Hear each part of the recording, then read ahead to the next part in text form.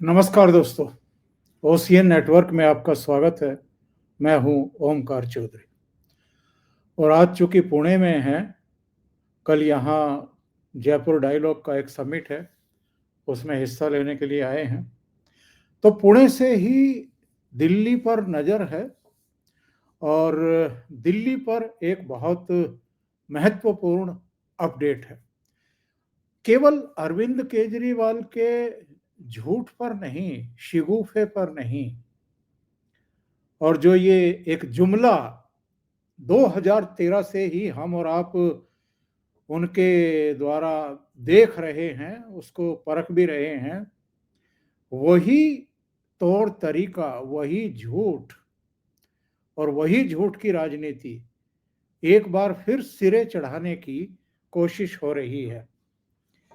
पहले दिन 11 exit poll आए, जिनमें से 9 ने कहा कि भारतीय जनता पार्टी की सरकार बन रही है दिल्ली में, अरविंद केजरीवाल बुरी तरह हार रहे हैं।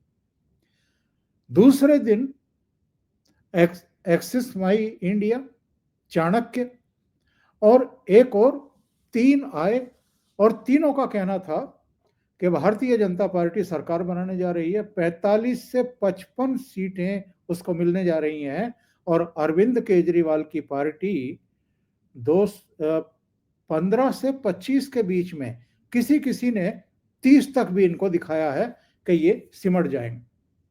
बहरहाल कुल जिस्ट ये है कि अरविंद केजरीवाल को अब लगने लगा है कि ये तो गए, इनकी लुटिया तो यमुना में डूबने जा रही है। तो नया शिगुफा क्या छोड़ा है? कल शाम को अचानक अरविंद केजरीवाल ने एक ट्वीट किया और उस ट्वीट में कहा कि साहब, हमारे जो प्रत्याशी चुनाव लड़े हैं उनमें से 16 के पास भारतीय जनता पार्टी की तरफ से फोन कॉल आए हैं और उनको 15-15 करोड़ रुपए ऑफर किए जा रहे हैं। अब भारतीय जनता पार्टी की तरफ से फोन आ रहे हैं, 15-15 करोड़ रुपए ऑफर किए गए हैं। अभी तो सूत ना कपास, जुलाहे से लट्ठम लट्ठा। अभी कोई चुन करके भी नहीं आया है, कोई जीत करके भी नहीं आया है, अभी से ही इन्होंने ये सब कहना शुरू कर दिया है। तो इसके पीछे है क्या? मंशा क्या है? इरादा क्या है? और भूमिका क्यों बांधी जा रही है? पेशबंदी क्यों की जा रही है? सबसे बड़ा सवाल एक्चुअल में इस समय यही है। 2013 का एक किस्सा मैंने आपको बताया था। एक परमजीत थे करनाल के, उन्होंने यह खुलासा किया था डॉक्टर मुनीश रायजादा के साथ एक इंटरव्यू में, जब इनके पहली बार में 28 एमएलए आए थे और भारतीय जनता पार्टी के 31 आए थे, कांग्रेस के शायद 8 एमएलए चुन करके आए थे और बाद में कांग्रेस पार्टी ने इनको समर्थन दे दिया था बाहर से। इनकी सरकार बन गई थी जो 49 दिन में गिर भी गई थी। मकसद तो दोनों का ये था मिल मिलाकर के कि भारतीय जनता पार्टी किसी तरीके से दिल्ली की सत्ता से दूर रहे। बहरहाल अभी चूंकि एग्जिट पोल आ रहे हैं कि भारतीय जनता पार्टी जीत रही है और 2.5 दशक बाद फिर से उसकी सत्ता में वापसी होने जा रही है, तो अरविंद केजरीवाल परेशान है। उनको पता है उनके चुनाव हारने का मतलब क्या है। उनकी पार्टी के भीतर बगावत होगी, पार्टी टूटेगी, भगदड़ मचेगी। इनको डर है कि जो एमएलए चुन करके आएंगे भी, कहीं वो भी हाथ से ना फिसल जाएं। मैंने एक बार पहले भी प्रोग्राम में कहा था कि ये जो चुनाव है, ये केवल अरविंद केजरीवाल हारेंगे नहीं, उनके सर्वाइवल का प्रश्न है ये चुनाव, उनकी पार्टी के सर्वाइवल का चुनाव है ये। तो अरविंद केजरीवाल को ये बात अब लगने लगी है कि अगर मैं हारने जा रहा हूं और भारतीय जनता पार्टी आ रही है, तो कहीं मेरी पार्टी ही ना बिखर जाए। और सबसे बड़ा उनको परेशानी है पंजाब को लेकर के, जहां अभी सरकार काम कर रही है। अरविंद केजरीवाल मुख्यमंत्री नहीं बनेंगे, ये तो डे वन से सबको पता है, क्योंकि सुप्रीम कोर्ट ने इनको जमानत ही इस बेस पर दी थी, 5-6 शर्तें लगाई थी, जिनमें यह भी था कि आप किसी फाइल पर सिग्नेचर नहीं करेंगे, उसमें यह भी था कि आप किसी भी तरह की मीटिंग बुला करके कैबिनेट की या दूसरी या विधानसभा की कोई फैसला कर नहीं पाएंगे, और मजबूरी में आतिशी मार्लेना को इनको चीफ मिनिस्टर बनाना पड़ा था, क्योंकि लोगों को वो झांसे तो देने थे ना कि हम महिलाओं को 2100 रुपया महीना देंगे, ग्रंथियों को 18,000 देंगे, पुजारियों को भी इतने देंगे, युवाओं के लिए, छात्रों के लिए मेट्रो में आधा किराया कर देंगे, तमाम वो सब। उसके लिए कोई चिड़िया बैठाने वाला मुख्यमंत्री चाहिए था, दूसरे फैसले जो रुके हुए थे उनके लिए भी चाहिए था, तो आतिशी को इन्होंने बना दिया था। लेकिन जो एग्जिट पोल आए हैं, जो संकेत और संदेश मिल रहे हैं, और दिल्ली से भी जो जमीनी फीडबैक आ रहा है, उससे तो अरविंद केजरीवाल के छक्के छूटे हुए हैं। और छक्के इस बात से भी छूट गए हैं कि जैसे ही इन्होंने ट्वीट किया कि साहब हमारे 16 उम्मीदवारों से जिनके जीतने की उम्मीद है, जो विधायक बनेंगे, इनके हिसाब से विधायक बनेंगे, उनसे भारतीय जनता पार्टी ने कांटेक्ट किया है।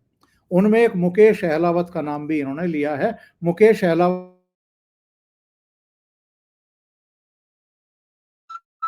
तो साहब ये इन्होंने शिगुफा छोड़ा है, इस पर क्या हुआ कि भारतीय जनता पार्टी की तरफ से एक विष्णु मित्तल हैं, उन्होंने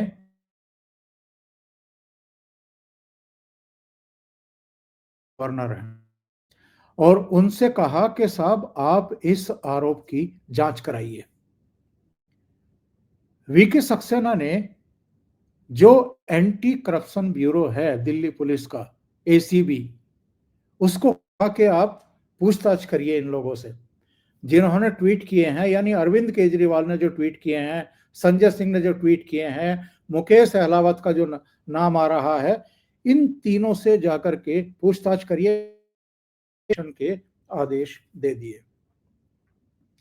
तो एसीबी की 3 टीम और तीनों टीमें पहुंच गई इनके यहां, अरविंद केजरीवाल के यहां भी, संजय सिंह के यहां भी, मुकेश अहलावत के यहां भी। संजय सिंह अपने घर से निकल करके एसीबी के दफ्तर पहुंच गए, वहां नाटक नौटंकी शुरू कर दी, जैसा इनका स्वभाव है कि जी मैं तो खुद ही एसीबी के दफ्तर आ गया हूं शिकायत दर्ज कराने के लिए, और भारतीय जनता पार्टी जो है वो हमारे एमएलए को खरीदने की कोशिश कर रही है। एमएलए तो अभी चुने ही नहीं गए, रिजल्ट आए ही नहीं, अभी से कहां से एमएलए हो गए। लेकिन झूठ का तो कोई सिर पैर होता नहीं है। वो कृष्ण बिहारी नूर का एक शेर है कि सच तो सच रहे, घटे ना बढ़े, और झूठ की तो कोई इंतहा ही नहीं है। तो पहले से ही झूठ बोलना शुरू कर दो। अच्छा, मुकेश अहलावत के फोन पर कॉल आई और साहब इस नंबर से आई, और एसीबी जांच करे, लेफ्टिनेंट गवर्नर जांच करवाएं कि ये नंबर किसका है। इनको ये भी पता नहीं है कि नंबर किसका है, और क्या हल्ला मचा रहे हैं कि भारतीय जनता पार्टी हमारे 16 लोगों को खरीद रही है 15-15 करोड़ में। अरे जब तुम्हें यही पता नहीं है कि वो फोन कॉल किया किसने है, वो नंबर है किसका, तो भारतीय जनता पार्टी का नाम आपने कैसे ले लिया। लेकिन यही तो इनकी खासियत है, यही तो इनकी पहचान है। झूठ बोलो, बड़ा झूठ बोलो, एक परसेप्शन क्रिएट करो, सामने वाली पार्टी को बदनाम करने की कोशिश करो, और पेशबंदी बना दो नतीजे आने से पहले ही, ताकि बाद में हल्ला मचाने का मौका मिल जाए। और अगर आपकी अपनी पार्टी में कुछ ल्यूपहोल्स हैं और आपको आशंका है कि आपकी पार्टी टूटेगी, आपके चुने हुए एमएलए भागेंगे तो पहले से ही हल्ला मचाना शुरू कर दो कि भारतीय जनता पार्टी तो पूरे देश में ऐसे ही सरकार बनाती है, वो तो खरीद फरोख्त से बनाती है। अब मुझे बताइए आप, उत्तर प्रदेश में जब 2017 में सरकार बनी थी तो योगी आदित्यनाथ ने खरीद फरोख्त करके सरकार बनाई थी या पूर्ण बहुमत मिला था इसलिए सरकार बनी थी? अभी हरियाणा में 48 सीटें आई हैं भारतीय जनता पार्टी की, वो खरीद फरोख्त से सरकार बनाई गई है। महाराष्ट्र में 232 सीटें मिली हैं।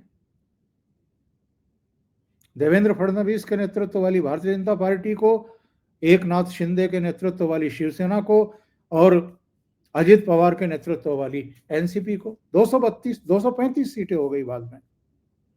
तो वहां खरीद फरोख्त की क्या जरूरत थी? तो कुछ भी आप आरोप लगा करके और पतली गली से निकल जाएंगे। इस बार एलजी ने एसीबी को इनके पीछे लगा दिया और उधर वीरेंद्र सचदेवा जो भारतीय जनता पार्टी के प्रदेश अध्यक्ष हैं, उनका बयान आ गया। उन्होंने कहा कि ये जो इन्होंने तौर तरीका अपना रखा है, ये पतली गली से निकल करके बच करके इस बार जा नहीं सकते हैं, इस बार नहीं जा सकते हैं। इसलिए एसीबी जांच के लिए पहुंच गई और उसके बाद क्या नाटक नौटंकी हुई, अरविंद केजरीवाल ने अपने घर का दरवाजा खोला ही नहीं, बल्कि लीगल टीम बुला ली अपनी। अच्छा, डरपोक भी इतने हैं, जैसे ही एसीबी की टीम पूछताछ के लिए पहुंची वैसे ही दरवाजा तो कर लिया बंद और अंदर बैठ गए चुप होकर के। अब नहीं बोल रहे हैं।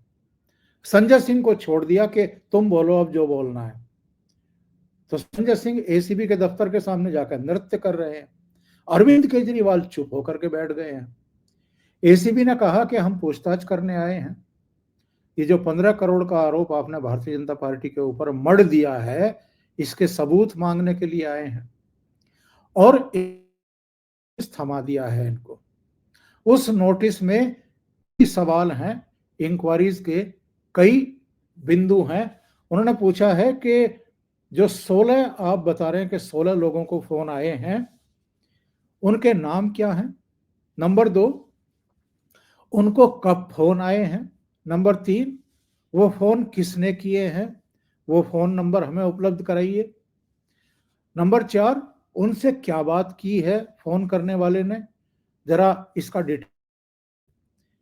अब ये सब डिटेल हो तो कोई आदमी दे, डिटेल तो है नहीं।